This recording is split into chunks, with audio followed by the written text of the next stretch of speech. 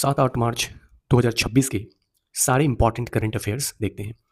सबसे पहला है कि भारत के राष्ट्रपति ने पश्चिम बंगाल के दार्जिलिंग में आयोजित 9वें अंतर्राष्ट्रीय संथाल सम्मेलन में सहभागिता की। अंतर्राष्ट्रीय महिला दिवस 2026 का विषय है दान करके लाभ प्राप्त करें और यह हर वर्ष 8 मार्च को मनाया जाता है। और थीम 2026 क्या है? Rights, justice, action for all women and girls. भारतीय सेना के सेंट्रल कमांड ने लखनऊ में अपने पहले रणनीतिक संचार सम्मेलन का आयोजन किया। कहाँ? लखनऊ में। और जन औषधि दिवस 2026 कब मनाया गया? 7 मार्च को। यह 8वां एडिशन था। ग्रामीण पेयजल प्रबंधन में जन भागीदारी को मजबूत करने के लिए जल शक्ति मंत्रालय के पेयजल एवं स्वच्छता विभाग द्वारा 8 से 22 मार्च तक जल महोत्सव 2026 का आयोजन किया जाएगा। इसके द्वारा तो जल शक्ति मंत्रालय के पेयजल एवं स्वच्छता विभाग द्वारा 8 से 22 मार्च तक। कर्तव्य पथ पर अंतर्राष्ट्रीय महिला दिवस के अवसर पर आयोजित होगी Shakti walk #she leads Bharat.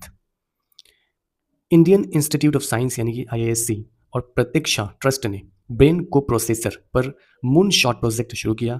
यह AI संचालित कृत्रिम बुद्धिमत्ता आधारित और द्विदिशात्मक न्यूरल इंटरफेस यानी कि बाई डायरेक्शनल न्यूरल इंटरफेसेस तकनीक पर आधारित है। Reserve bank of India RBI ने सरकारी प्रतिभूतियों यानी कि गवर्नमेंट सिक्योरिटीज G6 की ओपन मार्केट ऑपरेशन के तहत रुपए 1 लाख करोड़ की खरीद और बिक्री की घोषणा की है। यह प्रक्रिया 2 चरणों यानी कि 2 ट्रांचेस में की जाएगी। ऑफिशियल एयरलाइन गाइड की रिपोर्ट है कि एशिया प्रशांत क्षेत्र में इंदिरा गांधी अंतर्राष्ट्रीय हवाई अड्डा 5वां सबसे व्यस्त हवाई अड्डा बना। टोक्यो का हानेडा एयरपोर्ट सबसे व्यस्त रहा पूरे दुनिया में। हाल में कर्नाटक में 16 वर्ष से कम उम्र के बच्चों के लिए सोशल मीडिया प्रतिबंधित हो गया। इंडोनेशिया में भी 16 वर्ष से कम उम्र के बच्चों के लिए सोशल मीडिया बैन होगा। और पूरे दुनिया में सबसे पहले ऑस्ट्रेलिया ने ऐसा किया था और फ्रांस में इसके लिए कानून पारित हो गया है। वर्ष 2050 तक दुनिया की लगभग 41% आबादी यानी कि करीब 3.8 अरब लोग भीषण गर्मी के साए में जीने को मजबूर होगी। साल 2010 में यह आंकड़ा महज 23% था और यह रिपोर्ट है नेचर सस्टेनेबिलिटी जर्नल की। भारत में परीक्षण किए गए शहरी जनसंख्या के 78% लोग कीटनाशकों के अवशेषों के संपर्क में आ गए हैं जो गंभीर स्वास्थ्य जोखिम पैदा कर रहे हैं। और यह अध्ययन किया गया बेंगलुरु के माइक्रोबायोटिक्स के द्वारा। ब्लू स्पैरो मिसाइल जो है इसराइल द्वारा विकसित एक advance air launch ballistic missile है। आमतौर पर लड़ाकू विमानों से दागा जाता है। इसकी रेंज लगभग 2000 किलोमीटर है।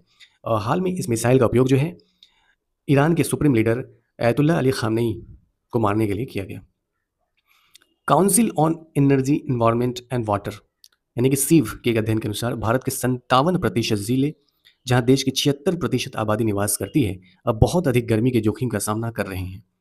और हाल में नेपाल के नए प्राइम मिनिस्टर बने बालेंद्र शाह जो कि पहले इंजीनियर थे, उसके बाद जो है अब जो है प्राइम मिनिस्टर बने। हुरून ग्लोबल रिच लिस्ट 2026 जो कि हुरून रिसर्च इंस्टीट्यूट के द्वारा जारी किया गया। देश में इसमें बताया कि भारत में अरबपतियों की संख्या 308 है और चीन USA के बाद भारत पूरे दुनिया में अरबपतियों की संख्या के मामले में तीसरे नंबर पर है। मुंबई में 95 अरबपति हैं और इसे पछाड़कर चीन का शेंझेन शहर 133 अरबपति के साथ एशिया की अरबपति राजधानी बन गया है और 146 अरबपतियों के साथ न्यूयॉर्क जो है पूरी दुनिया में शीर्ष पर है और दूसरे नंबर पर शेंझेन शहर है। भारत के शीर्ष 3 अरबपति मुकेश अंबानी सबसे पहले, दूसरा गौतम अडानी और तीसरा Shiv Nadar. Metropolitan Museum of Art जो कि अमेरिका में है, यहाँ पर हिंदू देवी देवताओं की विशेष प्रदर्शनी लगाई गई। गूगल ने सुंदर पिचाई का वेतन बढ़ाकर 69.2 करोड़ डॉलर यानी कि 6,361 करोड़ रुपये किया। यह दुनिया में सबसे अधिक वेतन पाने वाले अधिकारी बन गए हैं। हाल में दिव्यांश सिंह पंवार और ख्याति चौधरी की जोड़ी ने निशानेबाजी राष्ट्रीय चैन ट्रायल्स 3 में 10 मीटर एयर राइफल का फाइनल जीता। केरल में हाल में जो है केंचुओं की 2 नई प्रजातियां खोजी गई। हर स्टार्ट 5.0 पहल जो है गुजरात सरकार के द्वारा शुरू किया गया ताकि महिलाओं की भागीदारी जो है वह स्टार्टअप में बढ़े। हाल में पत्रकार HK दुआ का 88 वर्ष में निधन हो गया और 2008 में इन्हें पद्म भूषण से सम्मानित किया गया था। IBM ने भारत में पहला इंफ्रास्ट्रक्चर इनोवेशन सेंटर बेंगलुरु में लॉन्च किया और इंग्लैंड के एशमोलियन म्यूजियम ने संत तिरुमंकाई अलवर की 16वीं सदी की एक कांस्य की मूर्ति भारत को लौटाने की घोषणा की। और चिली जो है अमेरिकी महाद्वीप में लेप्रोसी यानी कि कुष्ठ रोग को समाप्त करने वाला पहला देश बन गया है।